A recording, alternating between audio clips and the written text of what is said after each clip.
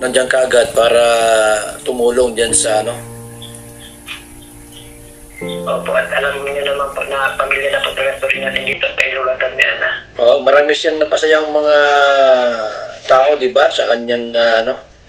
Opo, at marami Gawin na siya po ay magsasalita. Oo. Opo. Siya po naging special yung ng mga OFW. Mga ilang taon o ilang buwan siya bago siya mula nang nasupungan din sa kalsada na ano. Mga ilang buwan na nakalipas. 2 buwan na ba? O 2 taon na ba? Padalawang taon po. 2 taon.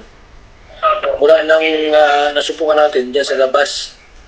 Opo, sa kalsada. Sa kalsada, oo. Opo.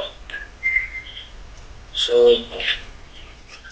marami dyan kapitbahay na umakyat o kayo lang? Kami pa lang po, hindi siguro po maaalarma sila pag dumating po yung St. Peter kasi pag-akit po namin ay parang wala sa turulog na po yung mga tao dito. Hindi alam mo na sa baba, napatay na po si Lula, di alam. Alam naman nila. Malamang po, hindi pa po nila nalalaman. Hindi pa nila alam yun nasa baba. Pero pag dumating yung St. Peter, sigurado yung mga alarma sila. Opo. Ayun, okay. Salamat, Team Kagawad. Mabuti tandang kakagad para tumulong. Opo. Mga bukas, nandiyan ako bukas, bago magtanghali. Sige po.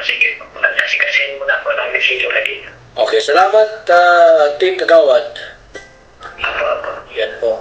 So, yan po mga kalingap, mga kaibigan, no? Si Team Kagawad. So, confirm na po talaga mula kay Bernie at Team Kagawad po na si Lula Damiana po yung pumanaw na po.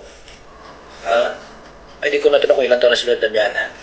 So, siya po yung pumanaw na po, mga kalingap, at ngayon po yung nandoon sa kanilang bahay.